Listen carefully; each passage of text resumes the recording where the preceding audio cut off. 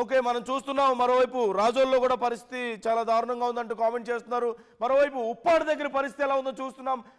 నిన్నటికే చాలా భారీగా అలలు ఎగిసిపడుతూ అక్కడ పరిస్థితి చాలా ఉగ్రరూపం దాల్చింది. ప్రస్తుతం మా ఏపీ ఇన్పుట్ ఎడిటర్ కృష్ణమోహన్ రెడీగా ఉన్నారు, మనతో లైవ్ లో సిద్ధంగా ఉన్నారు. మనం చూస్తున్నాం.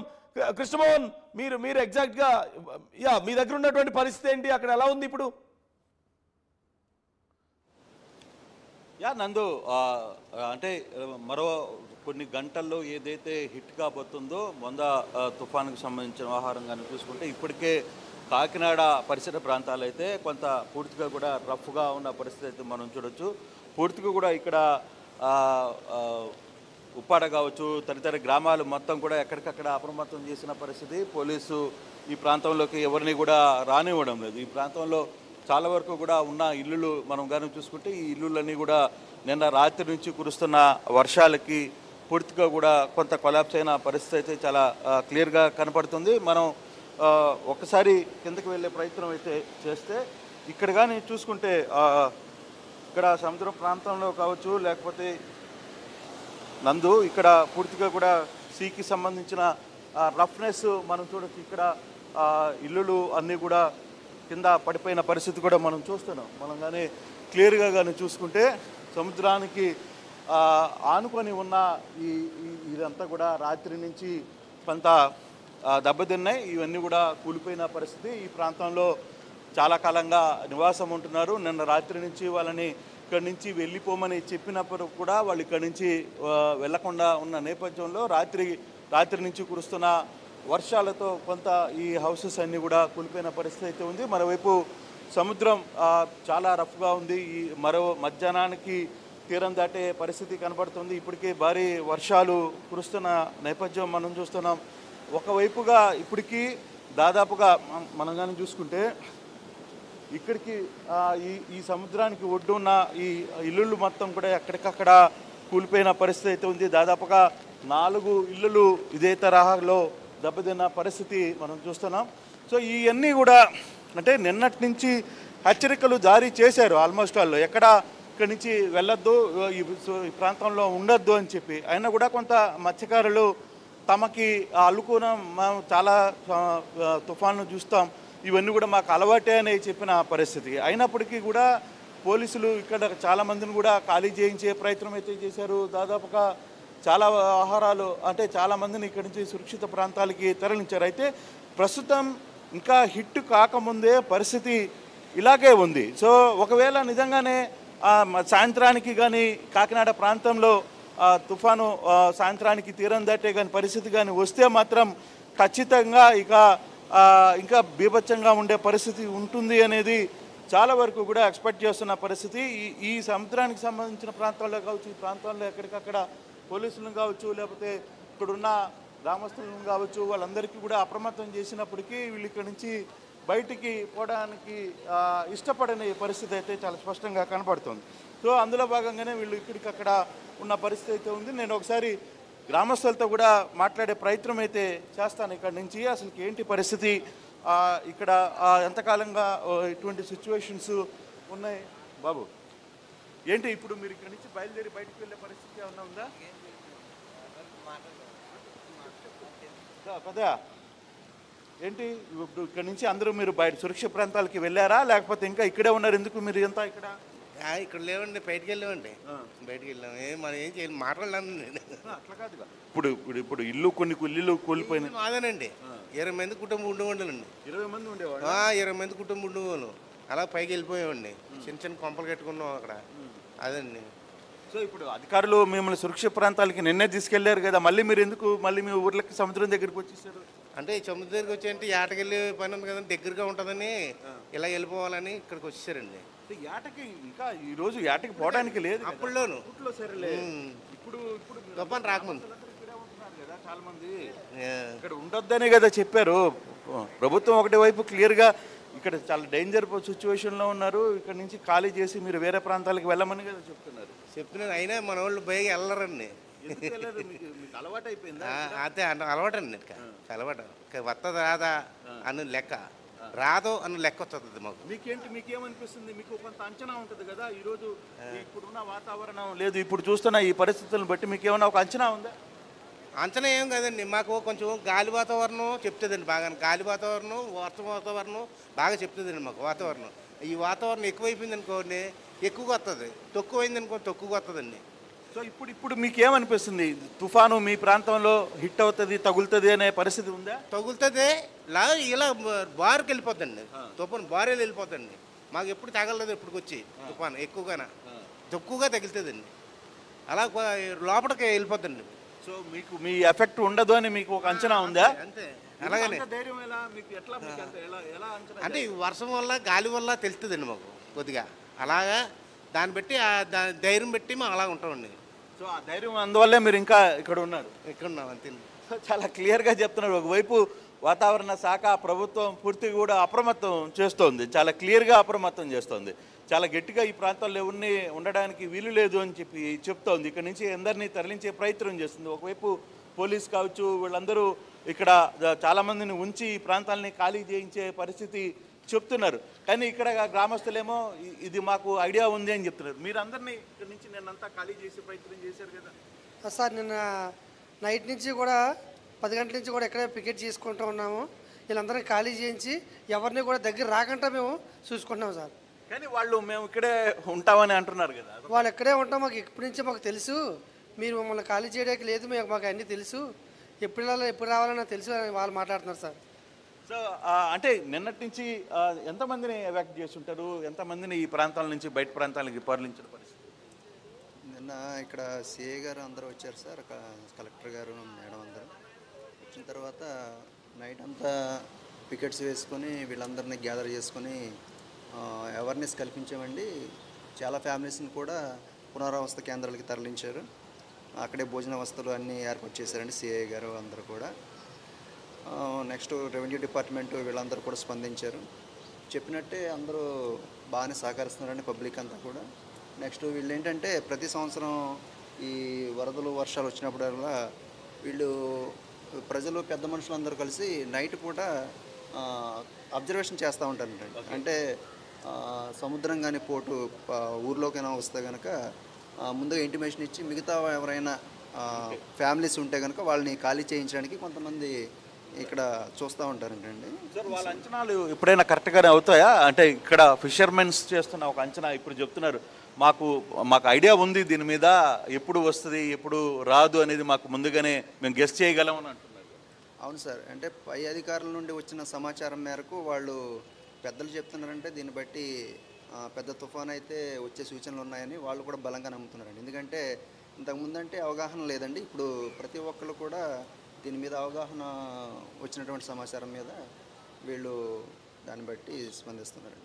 పోలీసు చాలా క్లియర్గా అయితే చెప్తుంది. ఇక్కడ గ్రామ పెద్దలు కావచ్చు, కొంతమంది నాయకులు ఈ ప్రాంతాల్లో రాత్రి నుంచి కూడా ఇక్కడే ఉన్నారు. అంటే వాళ్ళకి కొంత ఐడియా ఉంది అక్కడ ఏం జరగబోతుంది, ఎలా ఉండబోతుంది, ఏ టైంలో హిట్ కాబోతుంది, కొంత అంచనా ఉంది. కాబట్టి ఈ ప్రాంతంలో కొంతమంది ఉండి ఇక్కడి నుంచి సురక్షిత ప్రాంతాలకి మిగిలిన వాళ్ళని ఇప్పటికే చాలామందిని ఇక్కడి నుంచి మార్చాము. అయితే ఇక్కడ కానీ మనం చూసుకుంటే ఉప్పాడ గ్రామం మొత్తం కూడా ఈ ప్రాంతంలో గ్రామస్తులందరూ కూడా చాలా వరకు ఖాళీ చేసి వెళ్ళిపోయారు. బట్ అక్కడక్కడ మనం ఇక్కడ కానీ చూసుకుంటే ఈ ఇంట్లో కూడా మనం వెళ్ళే ప్రయత్నం అయితే చేద్దాం. ఇక్కడ చాలా వరకు కూడా ఇల్లు ఖాళీ చేసి బయటికి వెళ్ళారు. దాదాపుగా 20 మంది ఈ కుటుంబంలో ఈ ఇంట్లో ఉండే పరిస్థితి ఉంది. వాళ్ళు ఇక్కడి నుంచి వెళ్ళిపోయారు. ఇక్కడ నుంచి రాత్రి కొంత సేఫ్ చేయడం వల్ల మేలైంది. లేకపోతే ఇక్కడ కానీ మనం కానీ చూసుకుంటే ఎటువంటి సిచ్యువేషన్ ఉందో చాలా క్లియర్గా అర్థమవుతుంది. రాత్రి కురిసిన వర్షాలకి లేదు రాత్రి నుంచి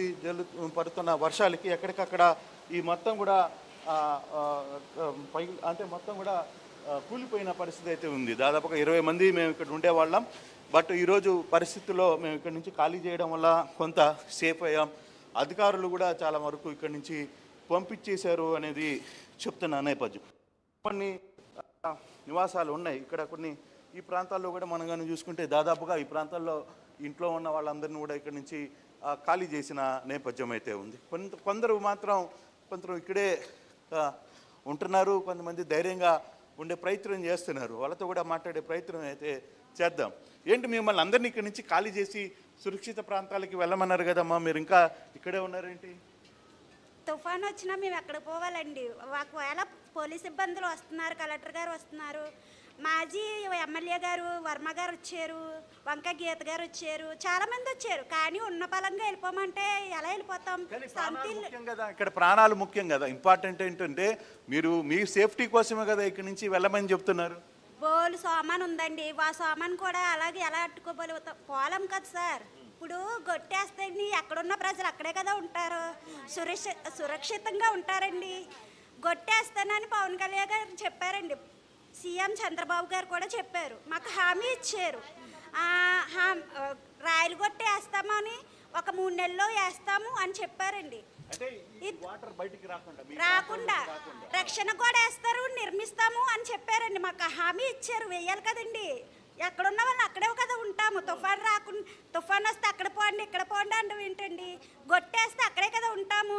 ఎక్కడున్న వాళ్ళు అక్కడే ఉంటారు కదా సార్. స్థలం మొక్కొద్దు సార్ మాకు.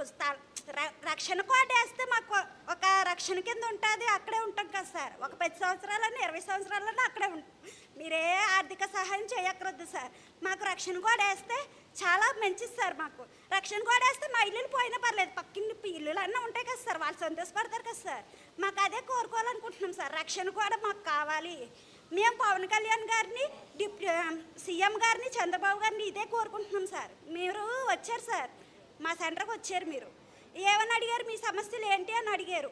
మాకు గొట్టి కావాలి సార్, ముఖ్యంగా ఆల్బార్ నిర్మాణం కావాలి సార్. మేము ఇంకోటి ఫార్మర్ మెడికల్ రద్దు చేసేయండి అని చెప్పాం సార్. ఆ 3 సమస్యలు ఉన్నాయి మేము చెప్పాం. మీరేం చెప్పారు? చేసేస్తాం, ఈ రేపు మాపు చేసేస్తాం. మీరు భయపడవలసిన పని లేదు. ఇప్పుడు తుఫాన్ వస్తే పోండి పోండి అంటే ఎక్కడ పోతాం సార్ మేము? మా లాంటి జీవితాలు మీకు వస్తే మీరు అలా ఉండగలరా? మీరు పోరా?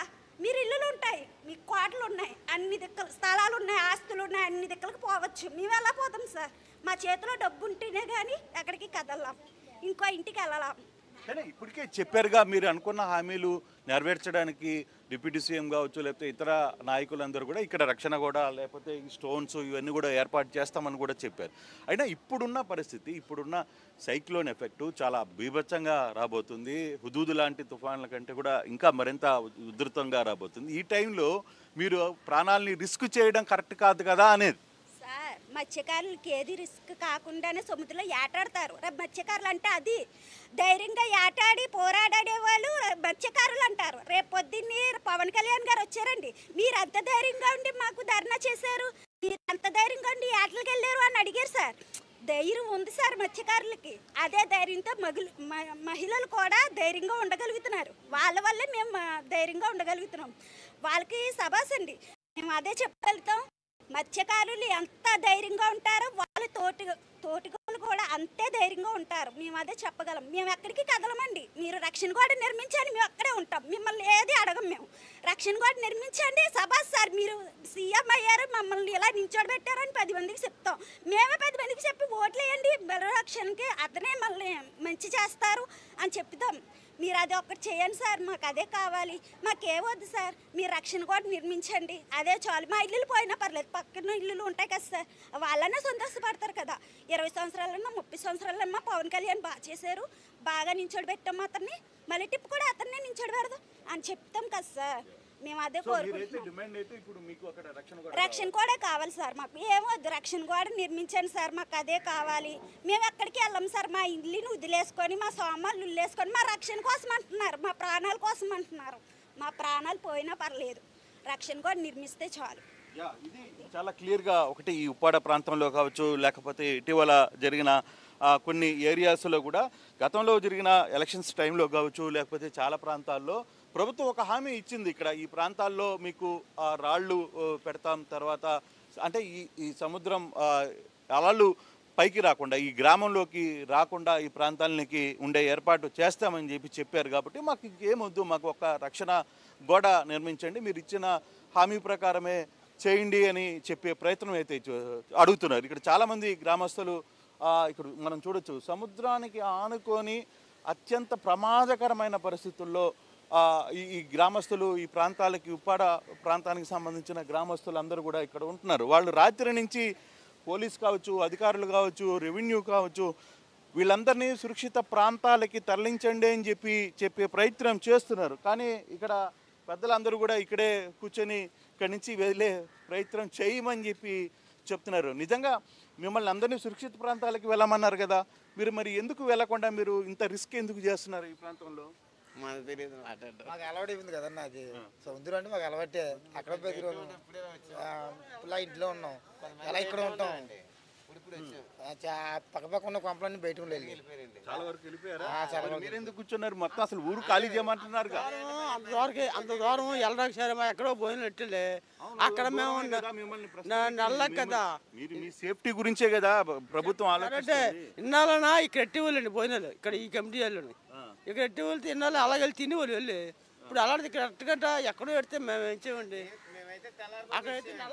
అంటే మాకు ఆశ ఏంటంటే ఇక్కడ కొద్దిగా అలవాటు అయిపోయింది కదండి సముద్రం ఎలా ఉంది ఏంటని, దానికంటే చూసి ఇలా కూర్చో ఉంటామండి. కానీ ఇప్పుడు మధ్యాహ్నానికి పరిస్థితులు కొంత సీరియస్ గా మారే మాకు అలవాటు కొద్దిగా అలవాటు ఉంది కదండి, పిల్లలంటే కొంత దూరంగా పెడతాం కానీ మేము ఇప్పుడు పక్క పక్కనే ఉంటామండి. ఎంత మాత్రం సరే సార్, తుఫాను ఇలా వచ్చి ఇక్కడ ఉంటాం సార్, ఎవరు బయటికి వెళ్ళి ఆకాశాలు లేవు సార్, అలవాటు మాకు. చిన్నపిల్లలు అంటే గెడతంగా మేము అదే ఉంటాం, ఆడ మొగులకి ఉంటుంది సాయంత్రం మామూలు 10 గంటలు రాయి జనకు ఉంటుంది. కానీ మీకు ఏమైనా అనిపిస్తుందా క్లైమేట్ పరిస్థితులు? మాకు తెలిసిపోద్దండి, ఎదలో మాకు ఎంత వస్తుంది సొందరు ఎంత వరకు పెరుగుతుందో మాకు సరిపోతుంది. సో మీరు కొంత ప్రభుత్వం చెప్తున్నట్టుగా ఈ తుఫాను పెద్ద స్థాయిలో వచ్చే పరిస్థితి కనపడుతుందా?